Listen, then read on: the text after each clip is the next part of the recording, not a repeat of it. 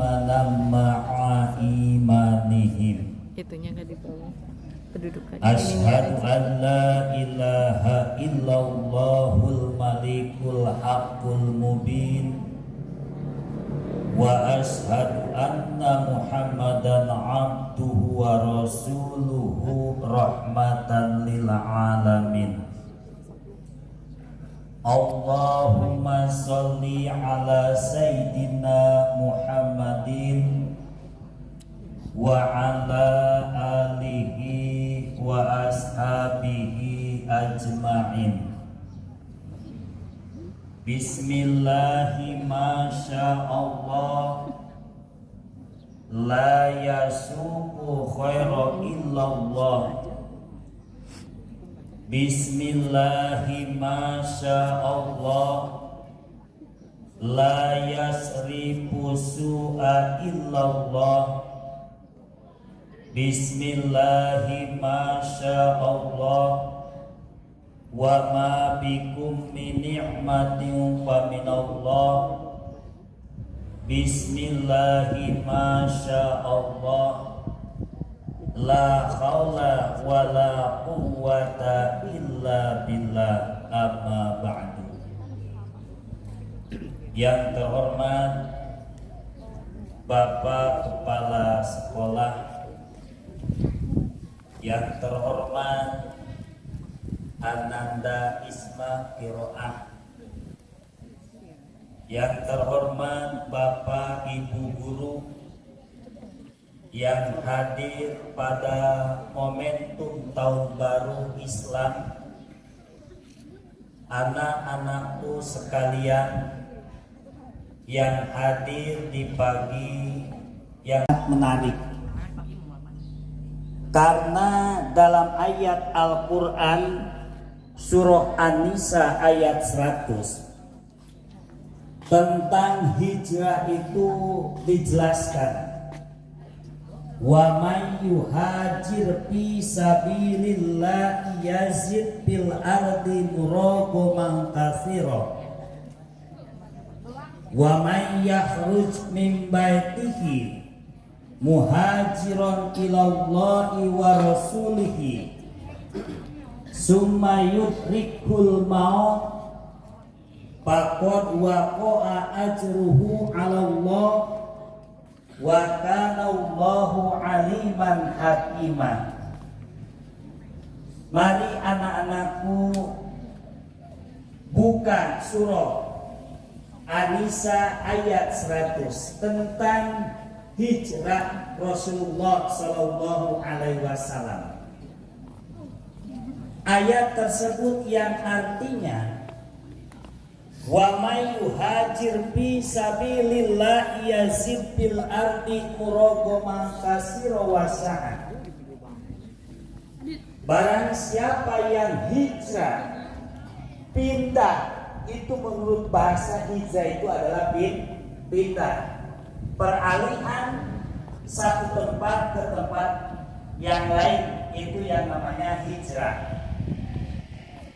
Barang siapa yang hijrah di jalan Allah Subhanahu wa ta'ala muraqaman katsira, Allah akan memberikan tempat yang luas, Allah akan memberikan rezeki yang banyak.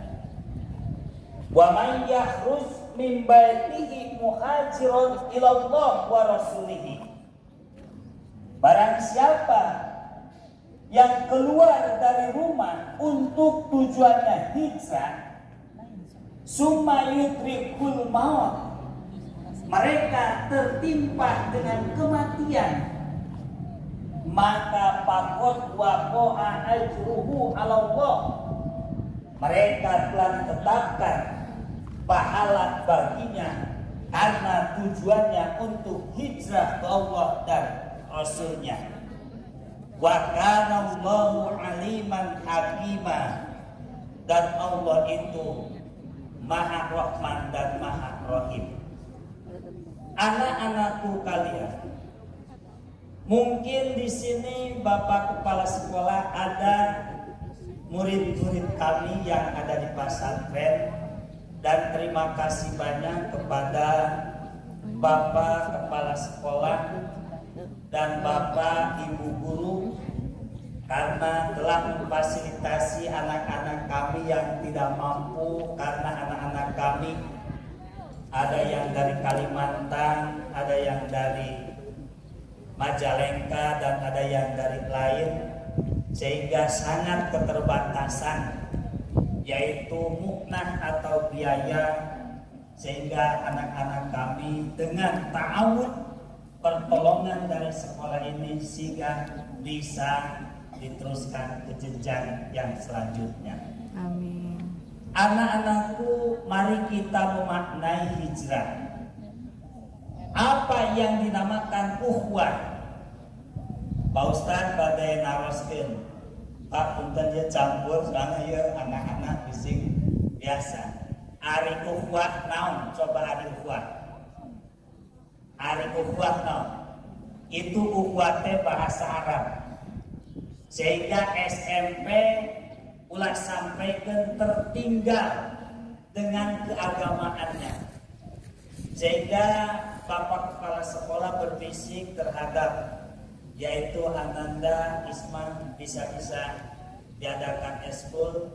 Ini ketertarikan untuk anak-anak kalian itu menjadi qiraah. Bahkan di kami juga ada seorang istilahnya santri yang membacanya sangat bagus, sangat baik, yang dari Kalimantan. Tapi Pak Ustadz tidak berani mempromosikan.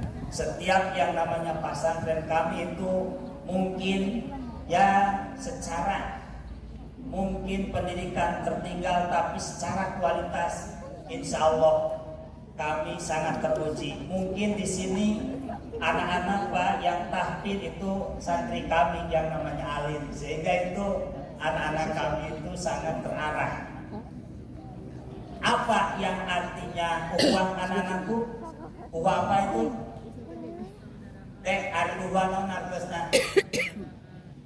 Pak, lebih ditingkatkan ya tentang keagamannya, walaupun itu berat. Ukhuwah itu adalah saudara. Allah menjelaskan dalam Al-Quran, innamal mu'minuna ikhwat, bahwa setiap orang yang beriman adalah saudara. Tidak dilihat dari latar belakang. Apakah mereka orang Papua? Apakah mereka orang luar? Dengan terikat asyhadu alla ilaha illallah wa asyhadu anna Muhammadar Rasulullah, maka itu adalah saudara kita. Tapi mereka tidak terikat dengan syahadat, dekat bertetangga, itu adalah bukan saudara kita, hanya itu adalah sosial.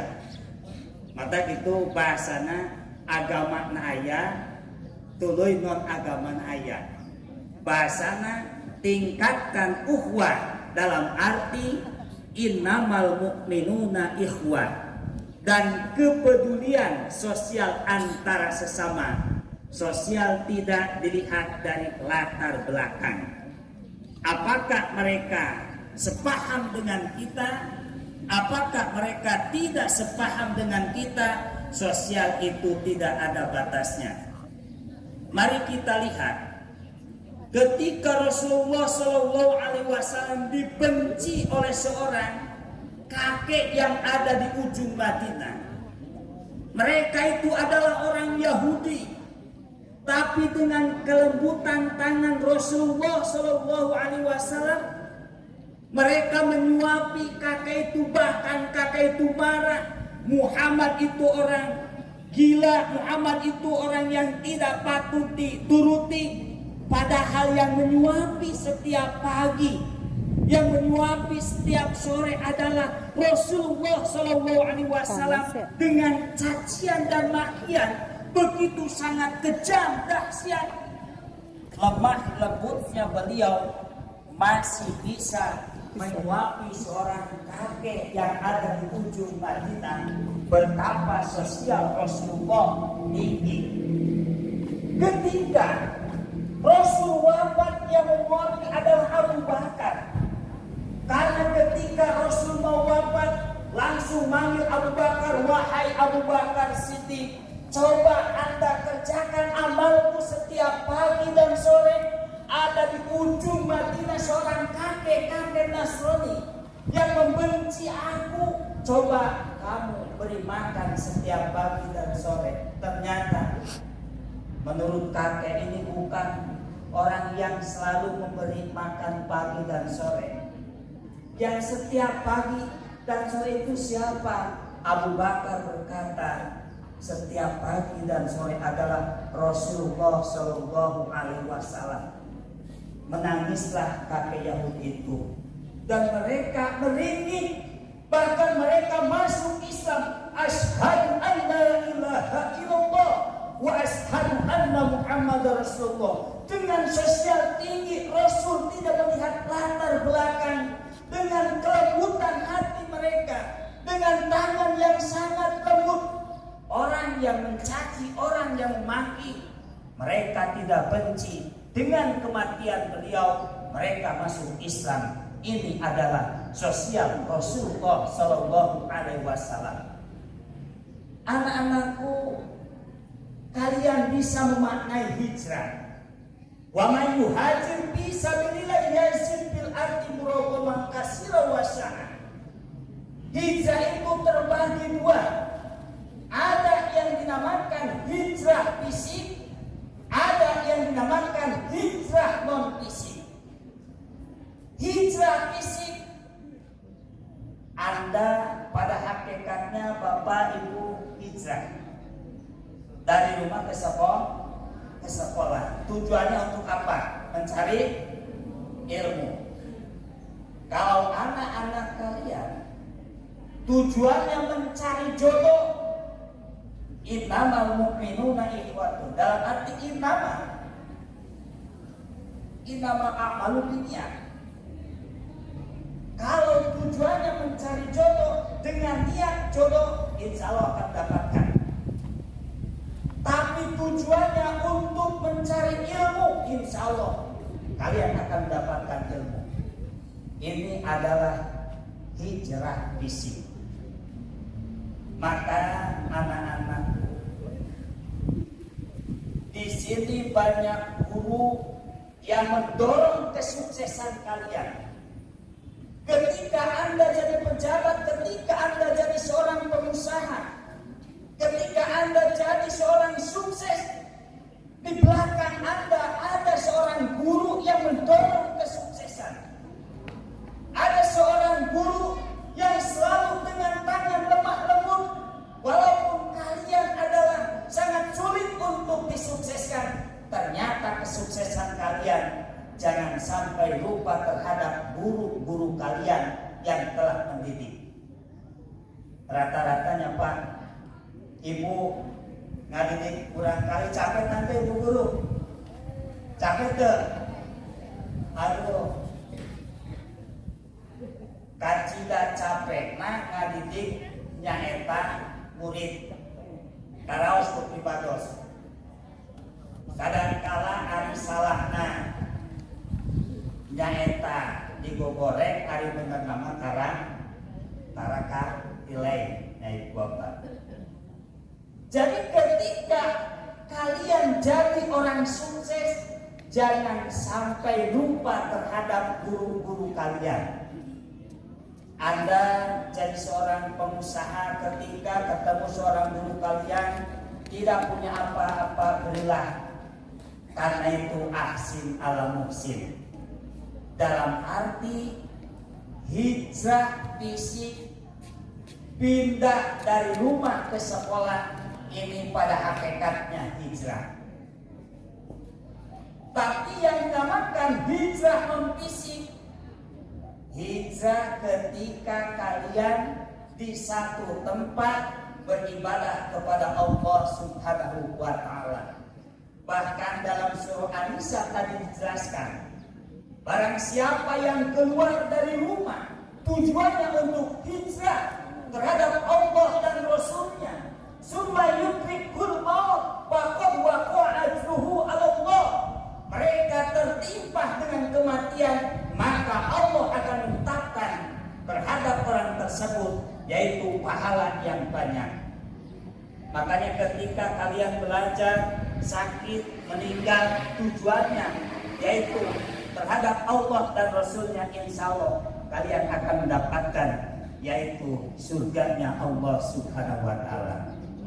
Anak-anakku kalian mungkin dalam peringatan tidak lama dikarenakan kalian nih udah panas, udah kasihan, tapi Pak Ustadz juga harus melihat di mana kalian adem-adem dalam arti teduh, mungkin diberi materi yang panjang tidak akan akal, tapi terhadap cuaca yang begitu panas bakal sekolah. Pada intinya anak-anakku, Bu, bapak anak-anak suruh pindah ke sini. sekolah wakuli Pak Ustadz melihat wasiat Luqmanul Hakim dalam Al-Quran, ya bunayya la tusyrik billah, wahai anak-anakku, janganlah kalian menyembah selain Allah Subhanahu wa Ta'ala.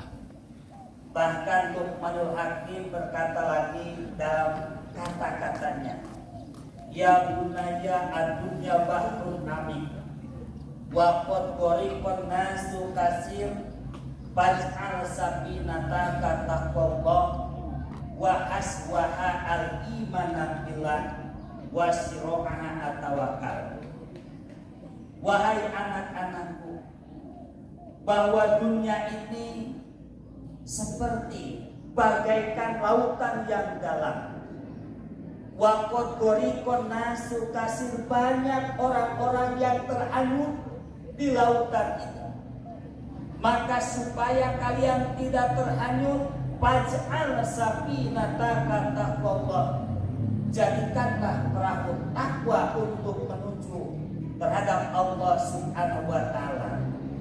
Perahu tidak cukup, wa aswaha al-imana billah, perahu itu harus diberi muatan, dalam arti di diri kita harus ada iman, wasiro'ah atau wakal, dan perahu itu harus diberi layar supaya mudah untuk menuju satu tempat. Ini wasiat-wasiat Luqmanul Hakim. Ananda atau anak-anakku kalian, pendidikan ini merupakan perahu yang akan menuju kalian kesuksesan. Kesuksesan itu ada yang jadi PNS, ada yang jadi pejabat, ada yang jadi konglomerat, ada yang jadi pengusaha atau yang lainnya. Tetap kalian harus beriman terhadap Allah Subhanahu wa Ta'ala. Mungkin cukup itu aja yang saya sampaikan, dikarenakan terlalu panas ya awal. Karena anak ini anakku, tolong kamu belajar. Karena ada bahasa, belajarlah di masa muda bagaikan mengukir di atas batu. Jangan belajar di masa tua bagai mengukir di atas air. Pada intinya usia emas seperti ini lebih banyak belajar untuk mencapai kesuksesan. Karena kesuksesan ada di tangan kalian. Guru-guru yakin tidak mau anak-anaknya jadi orang bodoh. Guru-guru yakin anaknya sebodoh apapun, pengetahuannya minim, yakin guru-guru ingin mendorong kalian jadi anak-anak yang pintar, jadi anak-anak yang sukses. Mudah-mudahan upaya dan kerja kerasnya Bapak dan Ibu, baik dalam segala yaitu kegiatan untuk mendorong kesuksesan ini, dijadikan ladang amal baik di hadapan Allah Subhanahu wa Ta'ala. Mungkin dari Pak Ustadz sekian, mohon maaf bila mana ada kesalahan. Billahi taufiq wal hidayah. Wassalamualaikum warahmatullahi wabarakatuh.